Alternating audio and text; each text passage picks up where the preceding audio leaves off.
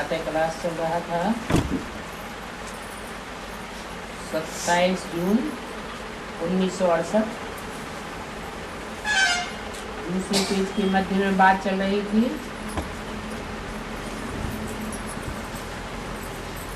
जब आत्माभिमानी हो जाते हो तो विकार ही नहीं कहला सकते। ऐसे आत्माभिमानियों को कभी विकार का ख्याल नहीं आवेगा। देह अभिमान से ही विकार का ख्याल आता है। क्यों? क्योंकि देह में ही इंद्रियां हैं। वो देह चाहे सूक्ष्म हो अथवा स्थूल देह हो, अगर देह की स्मृति है तो विकार आवेंगे।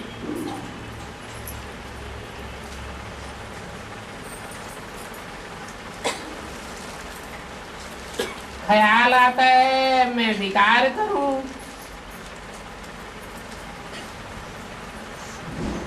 विकार क्या? वि माने विपरीत, कार माना कार्य। जो श्रीमत के विपरीत कार्य है वह करूं।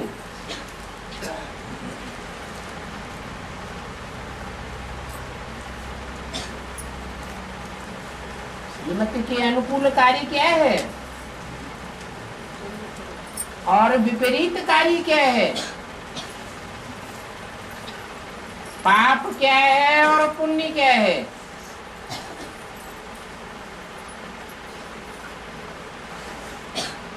कोई को दुख देना पाप है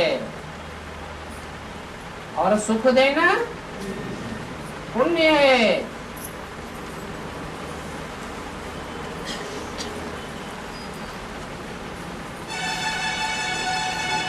विकारी है तो विकार की ही दृष्टि से देखते हैं।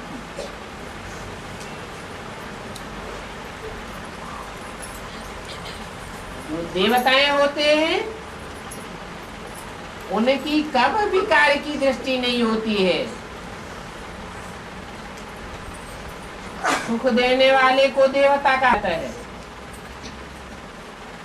दुख देने वाले को राक्षस कहा जाता है।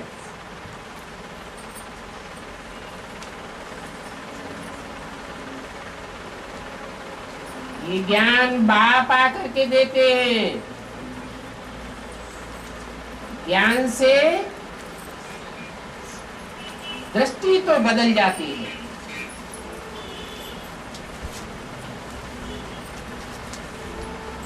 ऐसी दृष्टि हो जाती है सतयुग में कि सदैव आत्माभिमानी रहते हैं। आत्म की स्मृति रहती है, देह का ख्याल भी नहीं आता।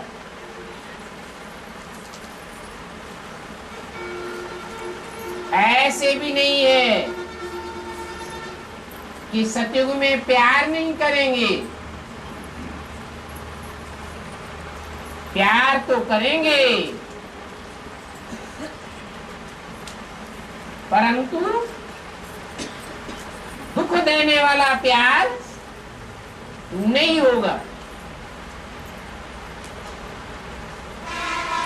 विकृति लाने वाला नहीं होगा।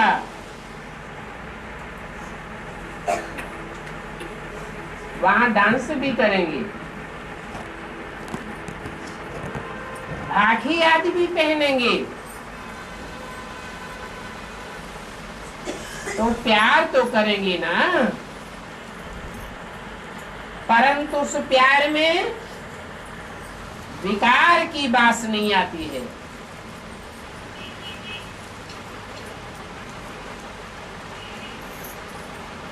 जन्म जन्मांतर जो विकार में गए हैं तो नशा बहुत मुश्किल से निकलता है। 63 जन्मों का नशा है। अभी बाप आकर के निर्विकारी बनाते हैं।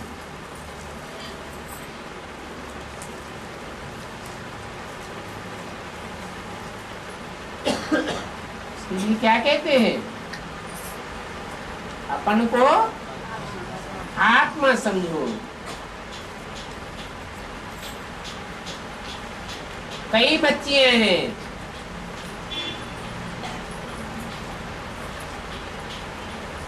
जो ज्ञान में आने के बाद, बाप की पहचान होने के बाद पूरा निश्चय कर लेती है, बस हमको तो अब पूरा निर्विकारी बनना है।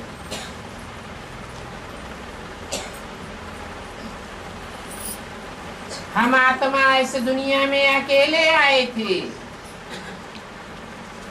कोई के साथ आए थे, अकेले आए थे और अब फिर हमें अकेले ही वापस जाना है, परंतु बाप के साथ वापस जाएंगे। बाप लेने के लिए आया हुआ है।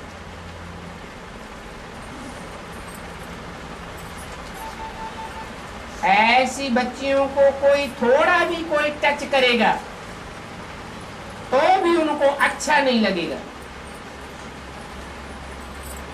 क्यों?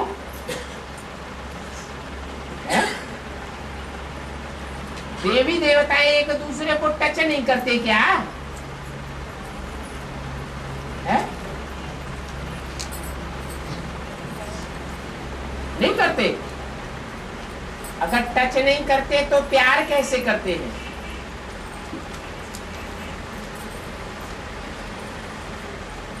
देवान पूर्वक टच नहीं करते, अपन को और दूसरे को देह समझ करके टच नहीं करते।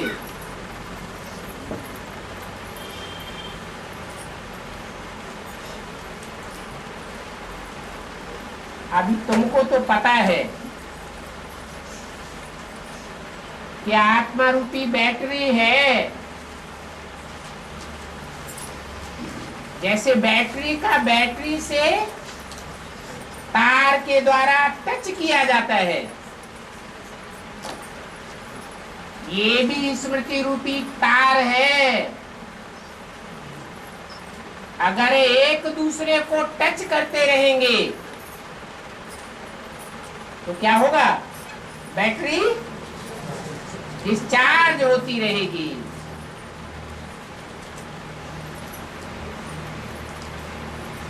तो बच्चियों को टच करना भी अच्छा नहीं लगता है। कहेंगी हमको ये हाथ क्यों लगाते हैं?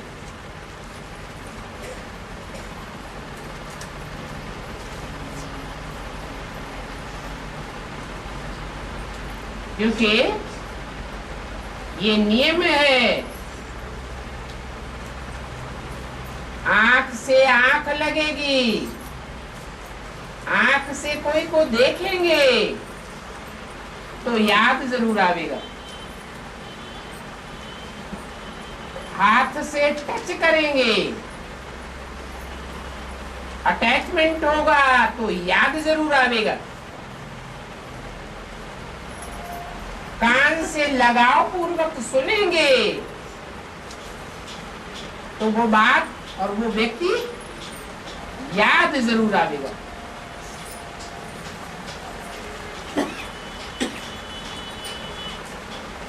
देहदारी से संबंध जुट जाता है, फिर याद आता रहता है।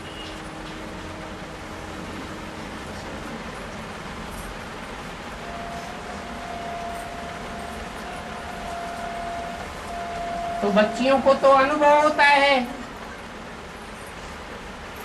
कि इनमें विकार की बात आती है। कोई भी विकारी हमको टच न करे,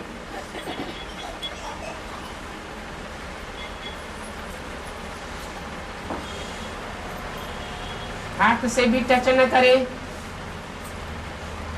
आंखों से भी टच न करे, कोई इंद्रियों से टच न करे,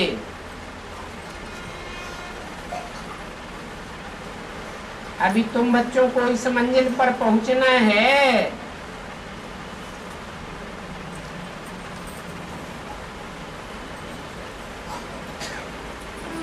अभी कोई पूरा पूरा पहुंचा नहीं है।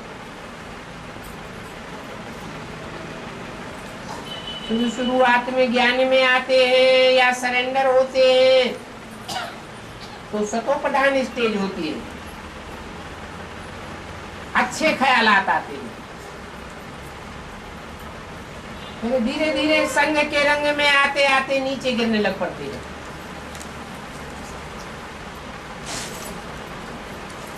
ये ब्रह्मा भी कहता है मैं भी अभी नहीं पहुंचा हूं।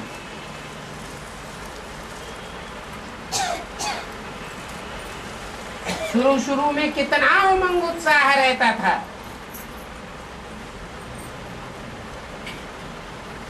बाप भी कहते हैं अभी टाइम पड़ा है इस बात के लिए है?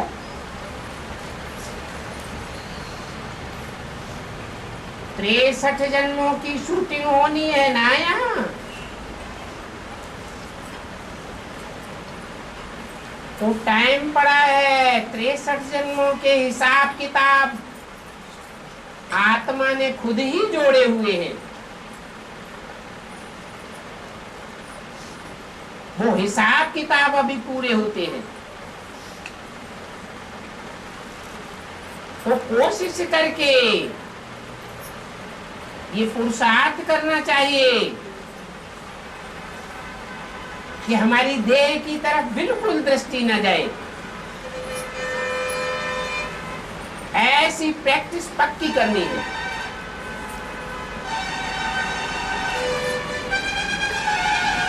परंतु बाप कहते हैं वो कर्मातीत अवस्था पिछाड़ी में होगी।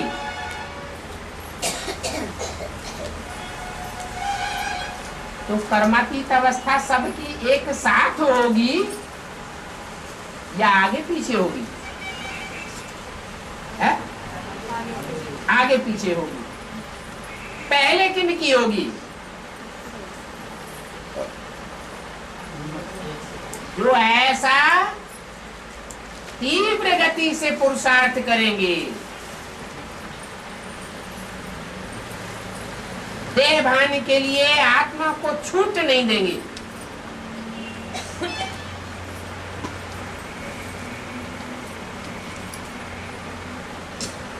अपनी कोशिश से भर आत्मिक स्मृति में बाप की याद में रहेंगे।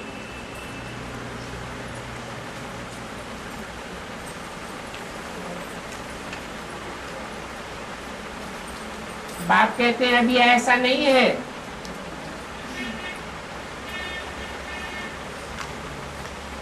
कि कोई ऐसा बच्चा है जो 24 घंटे सिर्फ आत्मा को ही देखता हो। कोई है?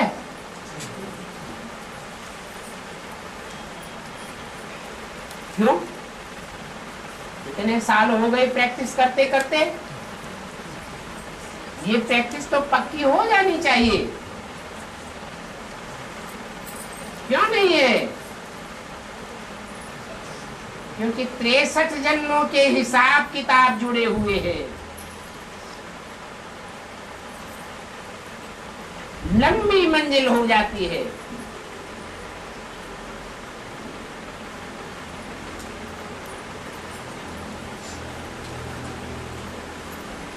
अभी तो कोई बच्चे आते हैं, इस बाबा को भाकी आदि पहनते हैं, तो भी क्या याद दिलाता हूं? है? बाबा को बाकी आदि पहनते हैं तो टच तो करना होता है। तो बाबा देहधारी नहीं है क्या? है? देहधारी तो है। तो देह की स्मृति में अगर टच करते हैं, पूरा है, चिट्ठा है, लंबा है, चौड़ा है, साहूकार है, तो आत्मा की शक्ति डिस्चार्ज हो जाती है। अगर ये समझ करके बाकी पहनते हैं, इस डब्बे में शिव बाप आया हुआ है, तो शिव बाबा की याद रहने से शक्ति मिलती है। तो कहता हूं शिव बाबा को याद करके बाकी पहनो। अगर तुम शिव बाबा को याद करके बाकी नहीं पहनते हो तो गोया व्यभिचारी ठहरे। किसके लिए बोला? ये किसकी बात हो रही है? इसके साथ बाकी पहनने की बात हो रही है, है? ब्रह्मा बाबा के समय की बात बताई, क्योंकि ब्रह्मा बाबा शिव बाबा तो नहीं है। शिव बाबा है? शिव बाबा नहीं है। हाँ, बूढ़ा होने के कारण बाबा कहा जाता है।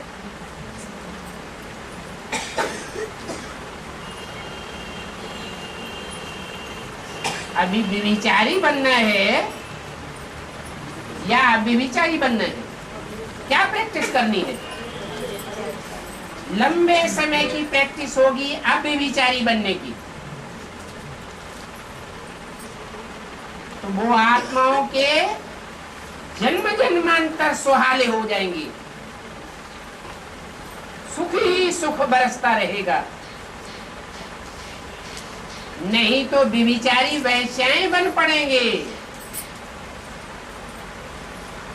मुरली में बोला है सबसे जास्ती दुखी होती है वैश्याएं। क्यों क्यों दुखी होती है? क्योंकि अनेकों को टच करना पड़ता है, अनेकों से संबंध जोड़ना पड़ता है देह का।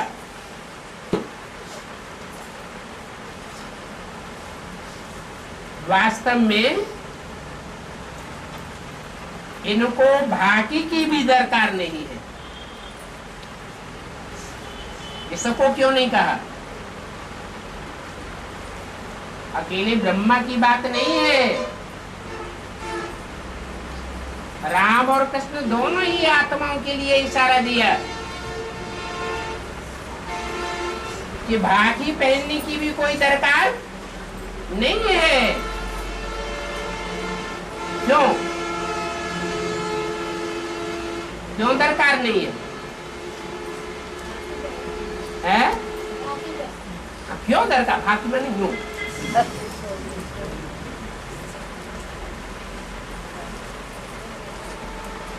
ये शरीर की सीमा है, देह की भी सीमा है। ये शरीर तो भाकी आदि से तंग हो जाते हैं।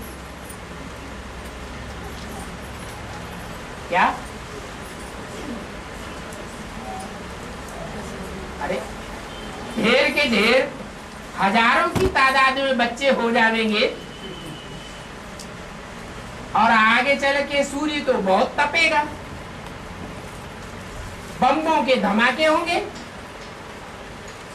गर्मी बढ़ती जाएगी या घटती जाएगी? बढ़ती जाएगी। और बाकी पहनने वालों की संख्या बढ़ती जाएगी। तो चलो मुकर्रर रथ में भी बाप प्रवेश करते हैं तो रथ को तकलीफ होगी या तकलीफ घटेगी? है? घटेगी। ये शरीर तो बाकी आदि पहनने से तंग हो जाते हैं।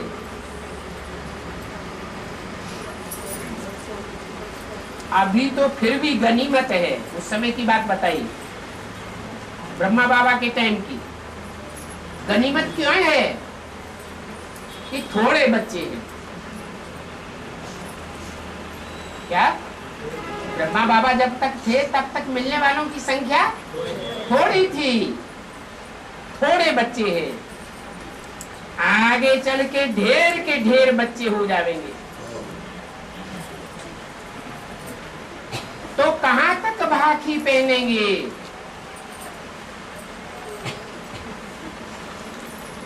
ये सभी बंद हो जाएगा। क्या क्या बंद हो जाएगा? ये भाखी आदि पहनना करना सब बंद हो जाएगा। वास्तव में इसकी दरकार ही नहीं है। परंतु बच्चे आधा कल्प के हिरे हुए हैं। हिरे हुए हैं माने अभ्यास पड़ गया है।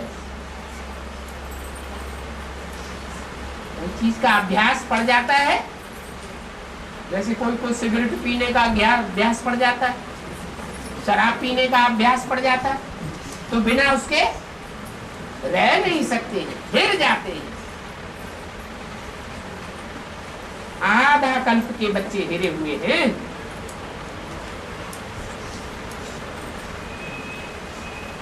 और आधा कल्प में भक्ति मार्ग में ये आवाज आता रहा भक्तों का।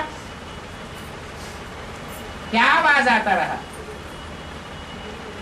तुम्हीं से बैठूं, तुम्हीं से खाऊं, तुम्हीं तुम्हारे साथ श्वास साथ निभाऊं। तो बाबा ने हद में बोला या बेहद में बोला है? ये तो बेहद की बात है। अगर हद में हजारों की तादाद में बच्चे कहें कि तुम ही से खाओ, तो संभव हो सकेगा? तुम ही से बैठो तो सब नजदीक होकर के हजारों के हजार नजदीक बैठ सकेंगे। इसलिए बोला भक्ति मार्ग का आवाज अभी नहीं पकड़ना है।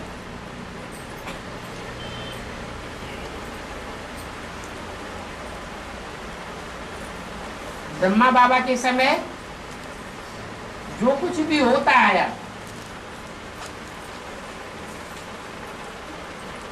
उस समय ज्ञान था। ब्राह्मणों की बेसिक दुनिया में या अज्ञान कहेंगे। क्या था? ज्ञान था? नहीं था? है? बेसिक ज्ञान था। जो ज्ञान हमको बाप की पहचान है, रामकृष्ण जैसी आत्माओं की जो पहचान हमको है, वो पहचान उस समय नहीं थी। वैसे भी देखो अखबारों आदि में इस भाखी आदि के कारण कितना नाम बदनाम हुआ है। बच्चियां बाबा को भाखी पहनती थी। जो आर्य समाजी बच्चे थे, जिनको निश्चय नहीं बैठता था, वो बाबा का फोटो खींच लेते थे। फोटो खींच करके अखबार वालों को दिखाई देते थे। अखबार वाले तो आग लगाने वाले। कितना नाम बदनाम हुआ।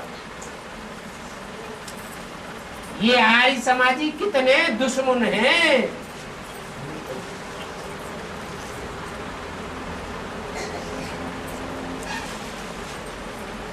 समझते हैं शिव तो निराकार है। आर्य समाजियों की बुद्धि में कभी ये नहीं बैठेगा क्या कि शिव साकार भी होता है।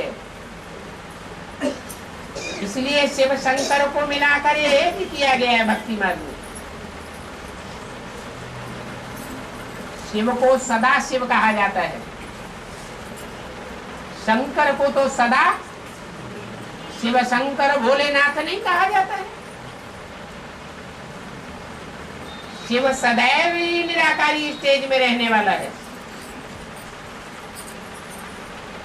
शंकर के लिए ऐसे नहीं कहेंगे सदैव निराकारी स्टेज में रहने वाला है। 5000 वर्ष का ड्रामा शिव सदैव निराकारी है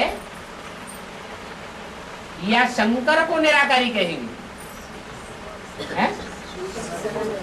अगर शंकर निराकारी सदैव होता तो उसे याद करने की क्या दरकार? याद में क्यों बैठा हुआ दिखाया गया? याद में बैठा है, इससे साबित होता है कि विस्मृति स्वरूप बनता है। सदा काल के लिए जब स्मृति स्वरूप बन जाएगा तो उसको शंकर का स्वरूप नहीं कहेंगे, नारायण कहा जाएगा।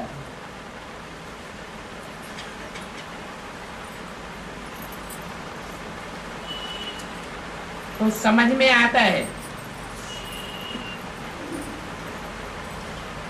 उन आर्य समाजियों को कि शिव निराकार है तो उनको भाकी आदि पहनने की दरकार ही नहीं। उन शिव को तो शरीर ही नहीं है, ये लोग क्यों भाकी पहनते हैं? ऐसे बहुत आते हैं। स्त्री ज्ञान में है, पुरुष नहीं है, तो स्त्री को बाबा की भाकी पहनता हुआ देख करके जलने लग पड़ता है।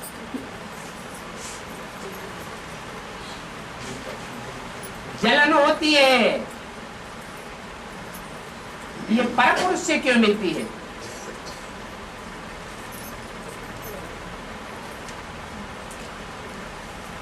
फिर उनको बाबा कह देते हैं कि तुम ऐसे नहीं करो,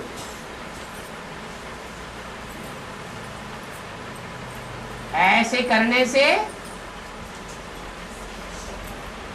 साबित होता है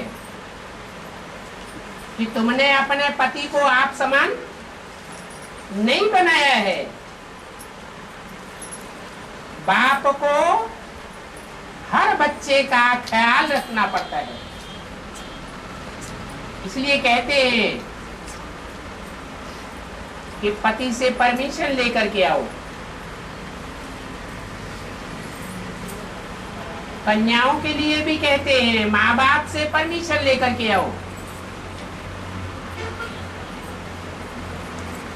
ऐसे ही सरेंडर नहीं कर सकते।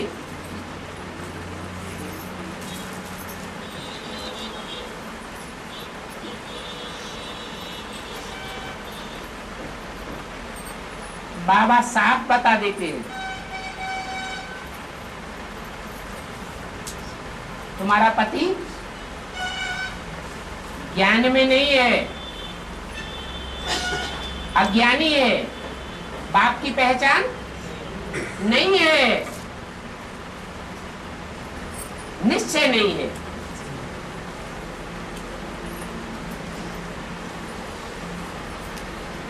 कोई 10% ऐसे हैं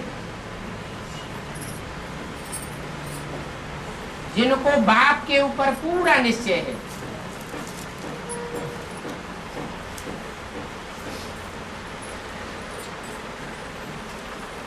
पूरा निश्चय की निशानी होगी कि उनको कोई भी अंदर से जलन पैदा नहीं होगी।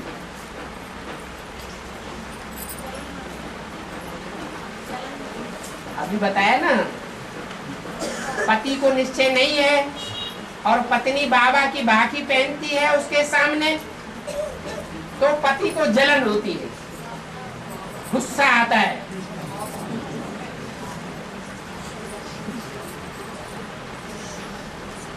बोला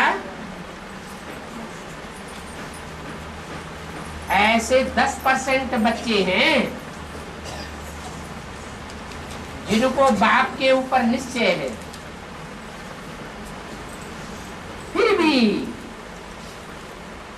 बाप की पूरी श्रीमत पर चल नहीं सकते हैं।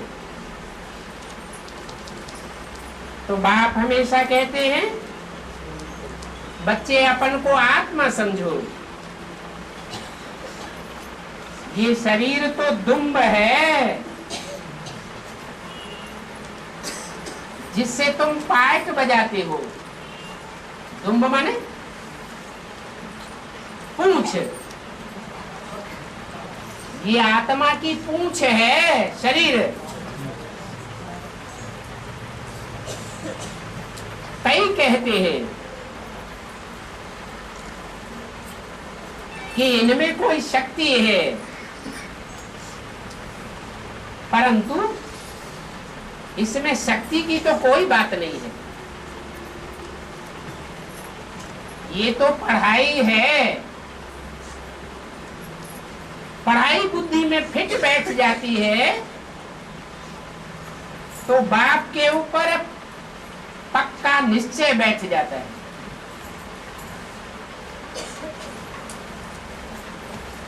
पढ़ाई की निशानी है निश्चय बुद्धि। निश्चय बुद्धि है तो कहेंगे ज्ञान है। घड़ी घड़ी ये निश्चय आता है तो क्या कहेंगे है? तो जहां जहां निश्चय पैदा होता है तो अज्ञानी है।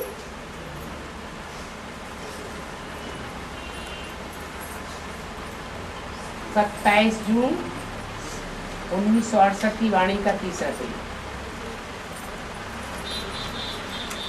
हाँ, ये कहेंगे कि जैसे और पढ़ते हैं वैसे ये भी पढ़ते हैं।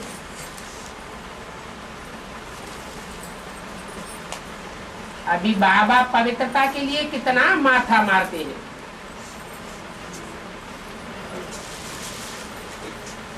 ये बड़ी भारी मेहनत है, इसलिए बाप कहते हैं एक दो को आत्मिक रूप में देखो। सत्युग में भी तुम आत्माभिमानी होकर रहते हो। वो प्रैक्टिस यहाँ पक्की करनी है।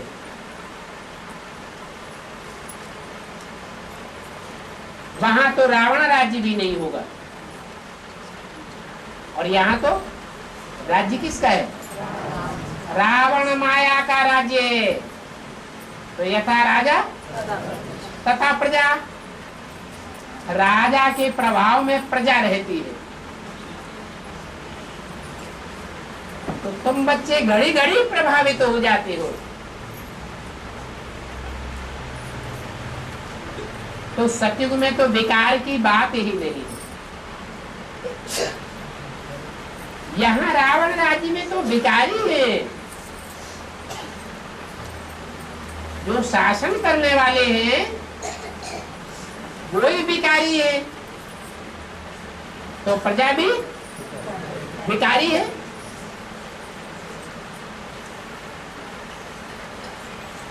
बल मधुबन है, मधुबन में बाबा आते हैं, परंतु क्या मधुबन में माया रावण नहीं आता? वहां भी आता है। ऐसे नहीं कि मधुबन बाप का घर है तो वहां माया रावण नहीं आता है। अभी कोई राम का राज्य नहीं है। किसका राज्य है? रावण का राज्य है। रावण माना ही रुलाने वाला। दुखी होते हैं तो क्या करते हैं? रोते।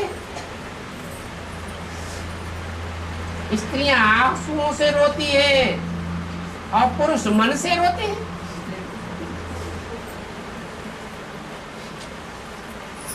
यहाँ रावण राज्य में सब भिखारी है। इसलिए बाप आकर के निर्विकारी बनाते हैं।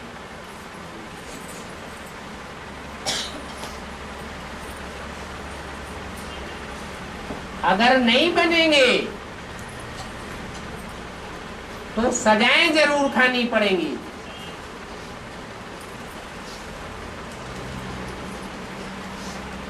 आत्मा पवित्र बनने के बगैर इस देहभान को छोड़ ही नहीं सकती। और जितने लंबे समय तक विनाश के टाइम पर आत्मा देहभान की स्टेज में रहेगी, उतना लंबे समय तक सजाओं की भी अनुभूति करनी पड़ेगी।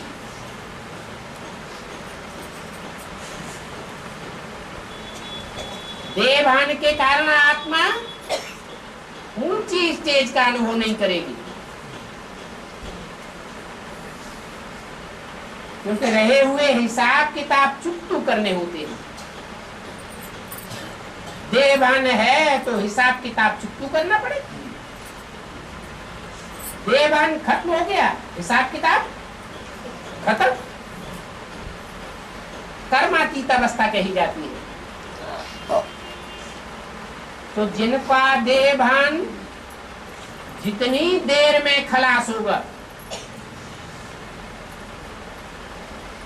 उनका पद भी उतना ही कम हो जाएगा। पहले पहले देहभान खलास होगा तो पद भी बड़े के बड़ा बन जाएगा। अभी ये राजधानी स्थापन हो रही है, राजधानी में तो सब नंबरवार होते हैं। पहले पहले 9 लाख सितारों की राजधानी तैयार होती है। कोई सितारे बहुत ऊंची स्टेज में है, आसमान के सितारे भी कोई बहुत ऊंचे, कोई बहुत नीचे।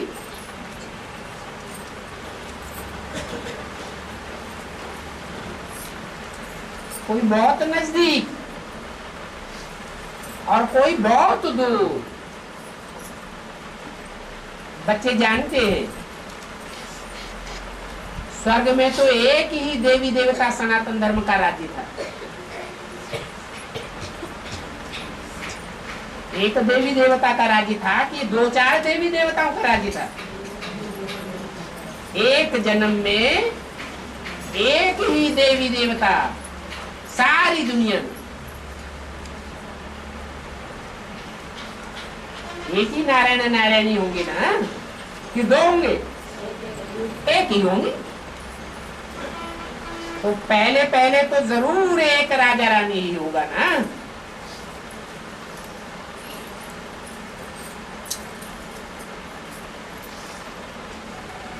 फिर उनके बच्चे बड़े होंगे, वृद्धि को पावेंगे। परंतु पहले पहले तो एक ही होगा ना, और एक ही डायनेस्टी होगी। लक्ष्मी नारायण की डायनेस्टी होगी तो कई जन्म तक वही डायनेस्टी चलेगी। हाँ, ये जरूर है कि प्रजा ढेर की ढेर बनती है, और प्रजा में भी अवस्थाओं में फर्क पड़ जाएगा।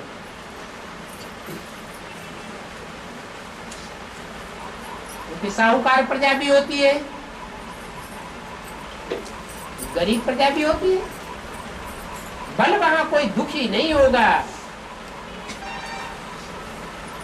फर्स्ट कैटेगरी की प्रजा, सेकंड कैटेगरी की प्रजा, थर्ड क्लास प्रजा वर्ग वाली भी होगी।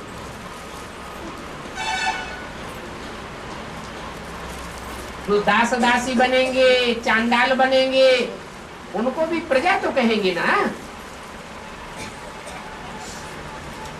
कि राजवर्ग वाला कहेंगे।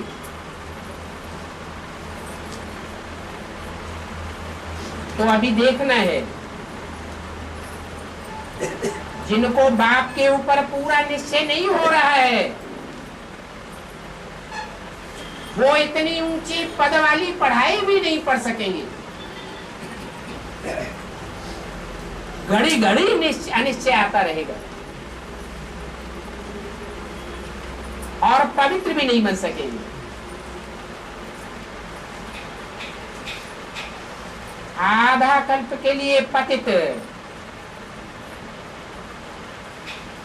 एक जन्म में 21 जन्मों के लिए पावन बन जाते हैं।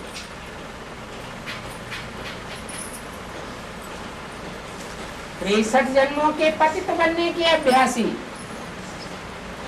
और एक जन्म में पावन बनना है। तो पावन बनना कोई मासी का घर है क्या?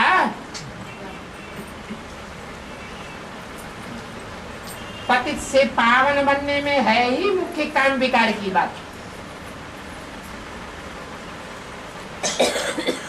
क्रोध आदि का इतना हर्जा नहीं है, परंतु समझा जाता है कि जिनमें क्रोध का अंश होगा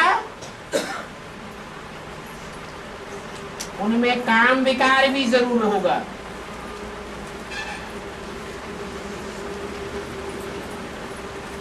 जो बच्चे घड़ी घड़ी गिर पड़ते हैं काय में, काम विकार में घड़ी घड़ी गिर पड़ते हैं, तो जरूर बाप को याद नहीं करते हैं। गिर पड़ने का मतलब क्या हुआ है? तन की शक्ति, मन की शक्ति, दृष्टि की पावर, वाइब्रेशन की पावर सब खलास होती है। शक्तिहीनता महसूस करते हैं। जब बाप की याद पक्की हो जाएगी फिर न और कोई की तरफ बुद्धि जाएगी और न तन की इंद्रियों से डिस्चार्ज होगा।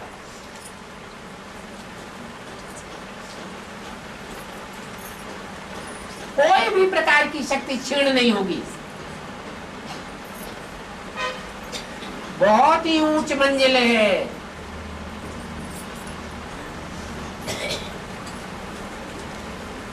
पवित्रता की बात सुन करके ही कोई कोई तो आग में जलने लग पड़ते हैं।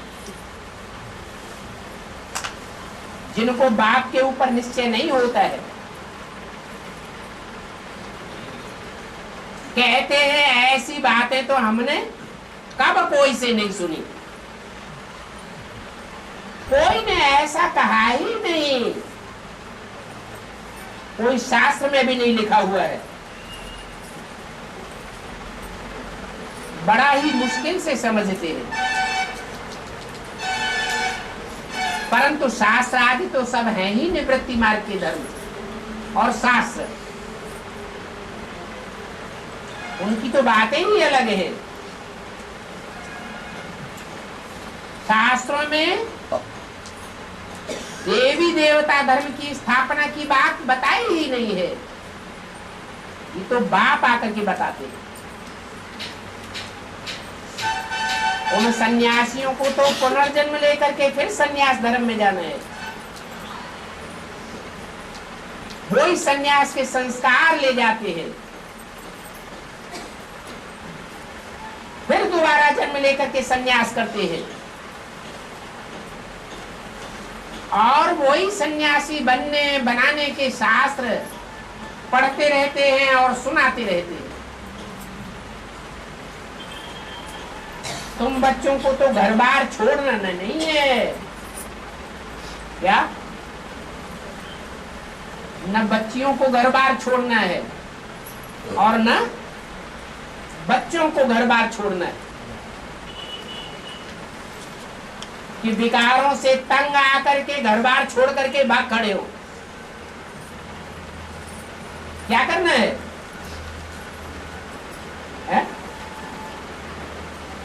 क्या करना है? घर बार की विकारी दुनिया में कीचड़ में रहते हुए भी मन बुद्धि से उपराम हो जाना है।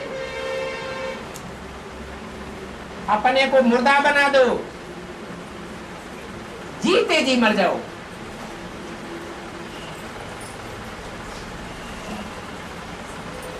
तो यहां समझाया जाता है कि भला अपने घर गृहस्थ में रहो,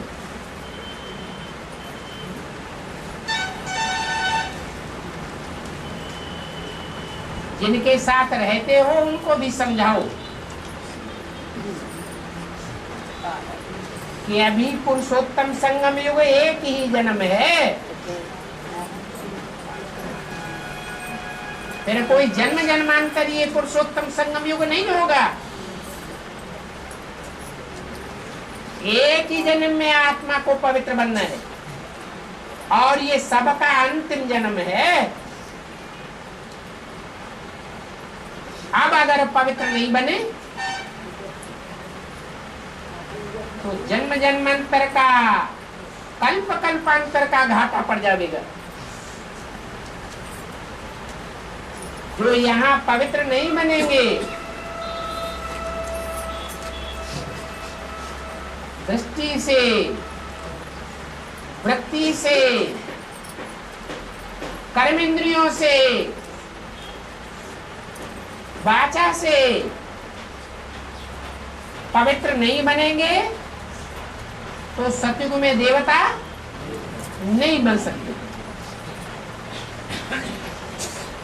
सतयुग के जो 16 कला संपूर्ण सुख हैं, उन सुखों को प्राप्त नहीं कर सकेंगे।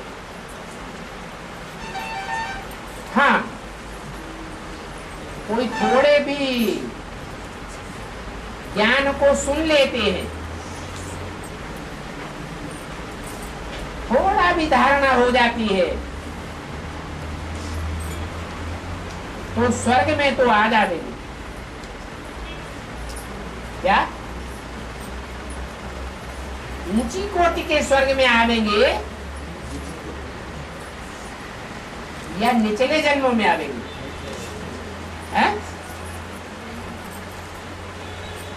उन्होंने ज्ञान तो सुना परंतु पवित्रता की धारणा नहीं की, तो सतयुग का जो ऊपर का 16 कला संपूर्ण सुख का जन्म है वहां आवेंगे या निचले निचले जन्मों में आवेंगे? निचले जन्मों में आवेंगे। कि जो 9 लाख प्रजा होती है, उससे पहले जन्म की प्रजा की भी कोई खसूसियत है, विशेषता है। यथा राजा तथा प्रजा, सब निर्विकारी हो जाते हैं। कौन से जन्म की बात है? सतयुग की बात है या पुरुषोत्तम संगम युग की बात है?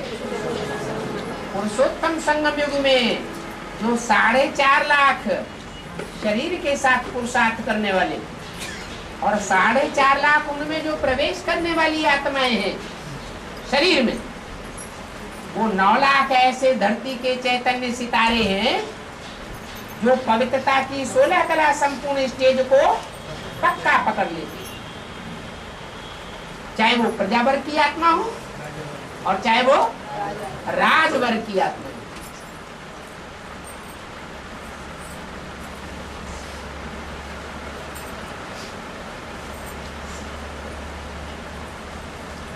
ये तो जानते हो कि प्रजा तो ढेर की ढेर होती है और सतयुग में वहां वजीर आदि भी नहीं होते हैं, क्योंकि बाप जो नई दुनिया बनाते हैं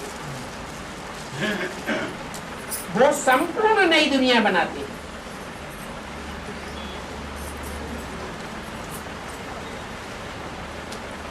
वजीर आदि मंत्री कहा जाता है, वो किस लिए बनाए जाते हैं? मंत्रणा लेने के लिए। मंत्री किस लिए बनाते हैं? उनसे सलाह लेने के लिए मंत्री बनाते हैं। माना जो मंत्रणा लेते हैं उनमें अपनी अकल है या नहीं है? में अपनी अकल नहीं है, इसलिए तो मंत्री बनाते हैं। बाप तो ऐसी दुनिया बनाते हैं जहां राजाओं को कोई से भी मंत्रणा लेने की दरकार नहीं रहेगी। क्यों? क्योंकि वो तो पुरुषोत्तम संगम युग में ही ऊंचे ते ऊंचे बाप से पूरी मंत्रणा ले चुके, इसलिए उनको और कोई से लेने की दरकार नहीं रहती। इस दुनिया में तो कोई पीए मांगते हैं, पर्सनल असिस्टेंट मांगते हैं, कोई क्या मांगते हैं, वो क्या कहते हैं? कहते हैं हम अपने शरीर की संभाल करते हैं।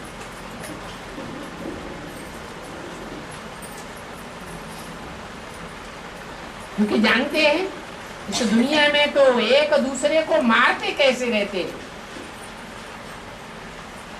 दुश्मनी का स्वभाव कितना कड़ा है। अभी तुम बच्चे समझते हो हमको तो ये पुराना घर छोड़ जा करके दूसरा शरीर लेना है? ये पुराना तमो प्रधान शरीर ही रहेगा या सतो प्रधान शरीर मिलेगा? है? सतो प्रधान शरीर मिलेगा। भले बच्चे के रूप में सतो प्रधान शरीर नहीं मिलेगा, परंतु हमारा ये शरीर ही निरोगी कंचन काया बन जाएगा। इसमें कोई भी रोग शोक आदि नहीं रहेगा। तो तुम्हारे लिए तो कोई बड़ी बात नहीं है। उस दुनिया में तो जो मरते हैं वो दुखी होकर के मरते हैं। क्योंकि जन्म भी कैसे होता है? बीजारोपण होता है तो भी दुख है। बीज डालने वाला भी अशक्ति अनुभव करता है और बीज को धारण करने वाली धरणी भी अशक्त अनुभव करती है।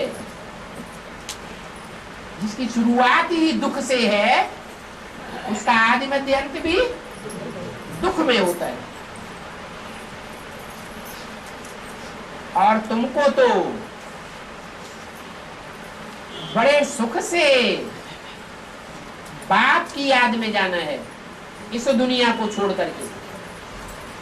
तुम कोई भी दुख का वाइब्रेशन लेकर के इस दुनिया को नहीं छोड़ेंगे। अंतमते सो गति होगी। तो जितना मुझे बाप को याद करेंगे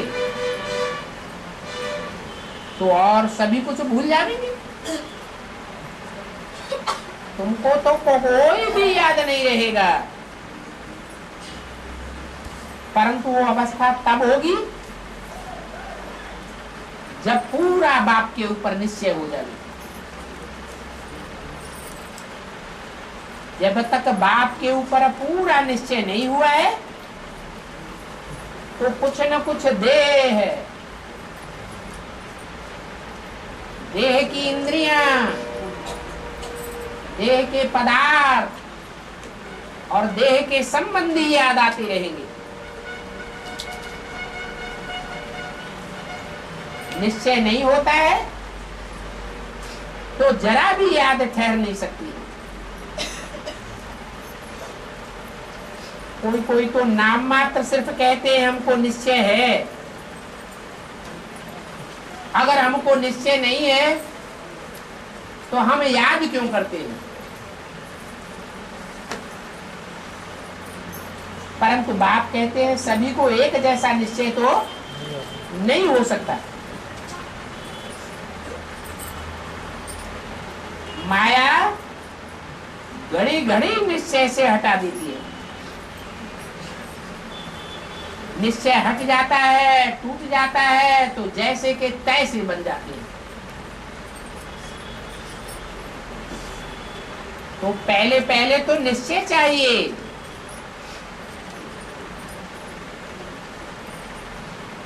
इस बात में निश्चय चाहिए है। अपनी आत्मा के पार्ट पर निश्चय चाहिए, बाप के ऊपर निश्चय चाहिए। और ड्रामा में जो कुछ भी होता है, अम्मा मर गई, पप्पा मर गया, लड़का मर गया, कुछ भी होता रहे, तो बुद्धि में क्या आना चाहिए? ड्रामा कल्याणकारी है, बाप कल्याणकारी है, मेरी आत्मा का पार्ट भी कल्याणकारी है। अगर बाप में संशय होगा,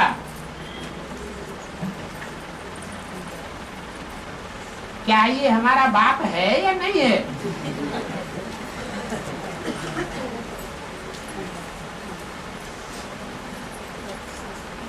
क्योंकि तुम बच्चे तो जानते हो कि बेहद का बाप ही हमको ये ज्ञान देते हैं।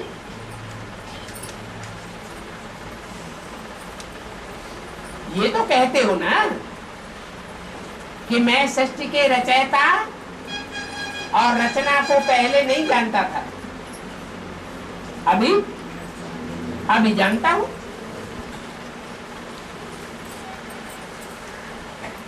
ये जानकारी कोई तो सुनावेंगे ना।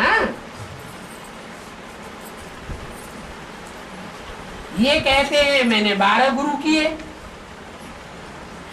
कौन? ब्रह्मा बाबा कहते हैं मैंने 12 गुरु किए। उन सब को छोड़ना पड़ा। क्यों छोड़ना पड़ा है? क्योंकि ये जो ज्ञान अभी हमको मिला है, उतना गहरा ज्ञान उन गुरुओं ने तो नहीं दिया।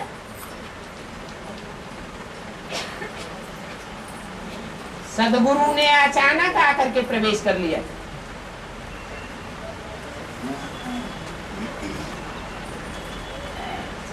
समझा? पता नहीं अब क्या होने वाला है। गीता में भी है, अर्जुन को साक्षात्कार कराया, तो जरूर अर्जुन को साक्षात्कार करने से निश्चय बैठा होगा ना। अभी कोई एक अर्जुन की बात नहीं है।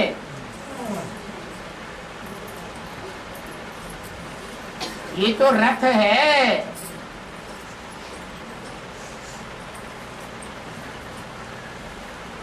ये कोई स्थूल रथ नहीं है। ये तो चैतन्य शरीर रूपी रथ है। उन्होंने फिर अर्जुन को रथ में बैठाई दिया है और कृष्ण को भी रथ में बैठाई दिया है। क्या मतलब हुआ? वो तो कृष्ण को भगवान समझते हैं, ये थोड़े ही समझते हैं कि भगवान तो निराकार है, सदैव ज्योति बिंदु है, उसकी बिंदी का ही नाम शिव है। वो कोई मुकर्रर रथ में प्रवेश करता है।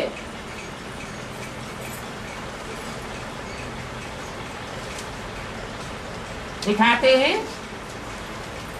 अर्जुन को कृष्ण ने ज्ञान दिया, तो क्या एक अर्जुन को दिया है? एक अर्जुन को नहीं दिया है? शास्त्रों में या गीता में क्या दिखाते हैं कि रथ में बैठ करके भगवान ने अर्जुन को ज्ञान दिया। एक को दिया खास या सबको दिया? जगन्नाथ के रथ में बैठ के तो ज्ञान दिया है? दिया? नहीं, जगन्नाथ को खास दिया नहीं दिया? दिया रथ में बैठ कर है? यहाँ रथ में बैठ कर देने की बात आ रही है।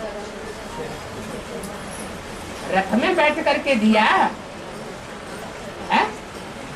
वहां तो दिखाते हैं शास्त्रों में, क्या दिखाते हैं?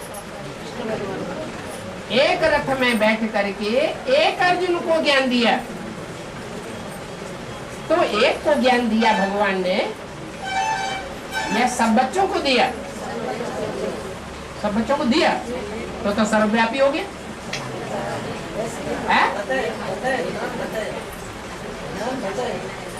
हाँ, ज्ञान बताया तो जो ज्ञान बताया वो एक रथ में बताया या अनेक रथों में बताया? एक रथ में दिखाया। तो वहां भक्ति मार्ग में भी यही दिखाया है, क्या कि अर्जुन भी एक और ज्ञान देने वाला भगवान भी उस रथ में एक ही होता है। भगवान ने कोई अनेक रूप धारण नहीं किए। ये एडवांस ज्ञान भी पहले एक को मिलता है या अनेकों को मिलता है? पहले एक को मिलता है, क्योंकि एक ही मुकर्रर में प्रवेश होते हैं। बाद में सब बच्चों को मिलता है। और बेसिक ज्ञान भी एक को पहले मिला या अनेकों को मिला है? साक्षात्कारों का जो अर्थ है वो एक ने पहले जाना या अनेकों ने जाना? एक ने पहले जाना।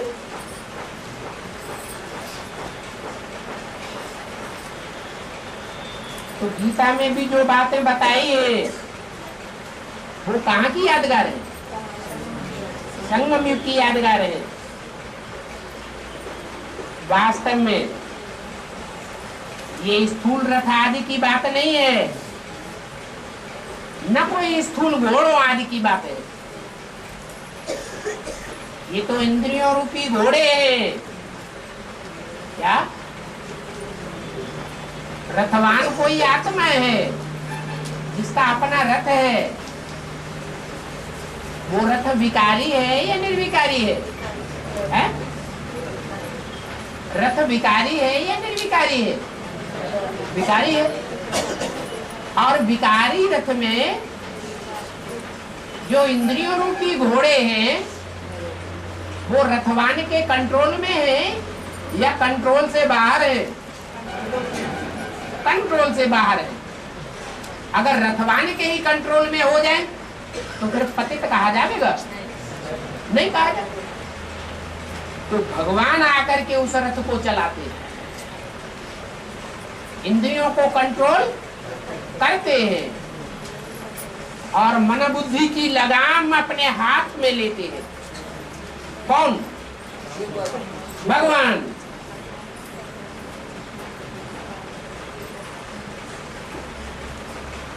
बाकी कोई स्थूल घोड़ों की बात नहीं है, स्थूल रथ की बात नहीं है, स्थूल लगाम की बात नहीं है। अर्थ न समझने के कारण ये सारी गीता झूठी हो गई।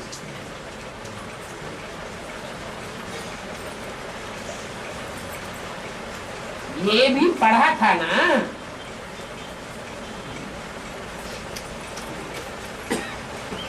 इसके लिए बोला है। यह भी ब्रह्मा बाबा ये भी पढ़ा था ना। बाप ने प्रवेश किया,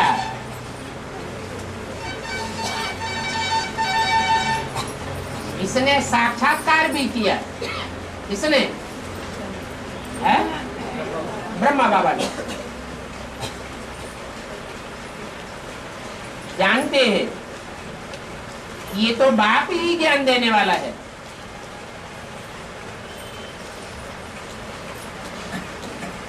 कौन जानते हैं?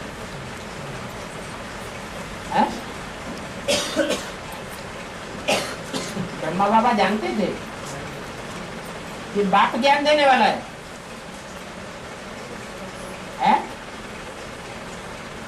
कृष्ण की गीता तो है नहीं, कृष्ण कोई ज्ञान देने वाला नहीं है, ये तो गीता ही झूठी हो गई। तो इस गुस्से में आकर के गीता को फेंक दिया।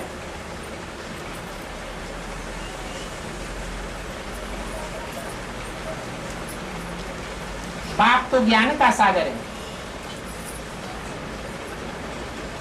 हमको तो वही बाप यह लक्ष्मी नारायण बना देंगे। कौन सा बाप? हमको तो वही बाप यह लक्ष्मी नारायण बना देंगे। भविष्य में आने वाला जो बाप का पार्ट है वही ब्रह्मा कहो, ब्रह्मा और कृष्ण की आत्मा कहो, उनको लक्ष्मी नारायण बनाता है। बस उस समय कागज की गीता के ऊपर गुस्सा चढ़ा और कागज की गीता फेंक दी।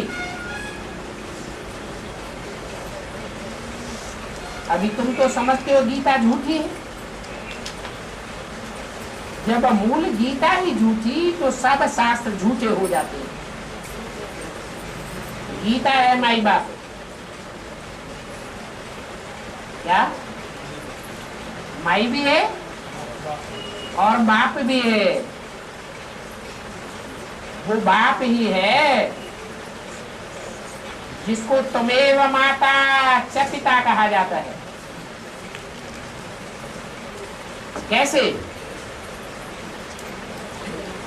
ब्रह्मा के तन में मुरली के रूप में माता है?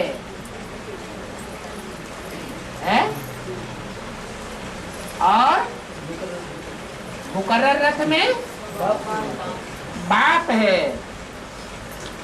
मुरली को क्लैरिफाई करने वाला, मुरली के गीता के एक एक रोम को पहचानने वाला।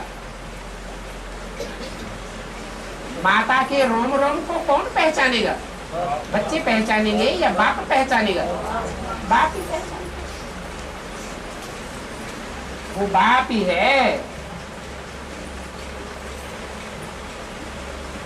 वो रचना रचते हैं, बच्चों को एडाप्ट करते हैं। ये भी तुम्हारे जैसा है। बाप कहते हैं इनकी भी वानप्रस्थावस्था होती है, तब मैं प्रवेश करता हूं।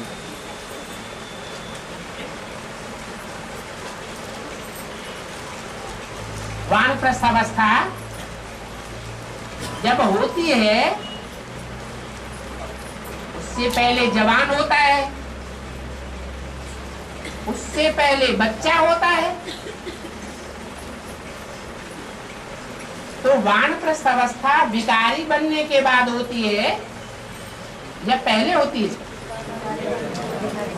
वानप्रस्थावस्था हुई माना वाणी से परे बाद में गया, विकारी पहले ही बन गया। बाकी कुमारियां तो हैं ही पवित्र। अदर कुमारियों की बात नहीं बताई, उनके लिए बहुत सहज है। शादी के बाद तो कितने संबंध बंधन बन जाते हैं। इसलिए फिर देही अभिमानी बनने में बहुत मेहनत लगती है। वास्तव में आत्मा तो शरीर से अलग है, परंतु आधा कल्प के देह अभिमानी बने हैं। बाप आकर के अंतिम जन्म में देही अभिमानी बनाते हैं। तो अंतिम जन्म में देहभान बढ़ जाता है, या घट जाता है? 63 जन्मों के बाद जो अंतिम 84वां जन्म है उसमें देहभान बढ़ जाता है या घटता है? बहुत बढ़ जाता है। तो बहुत मुश्किल भासता है आत्माभिमानी बनना।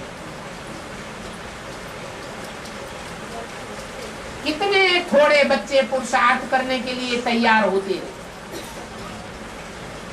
और फिर कितने थोड़े पास होते हैं।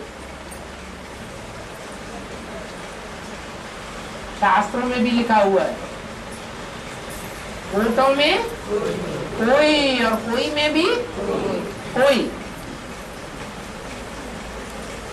8 रत्न ही निकलते हैं जो पूरा पूरा पास होते हैं। माना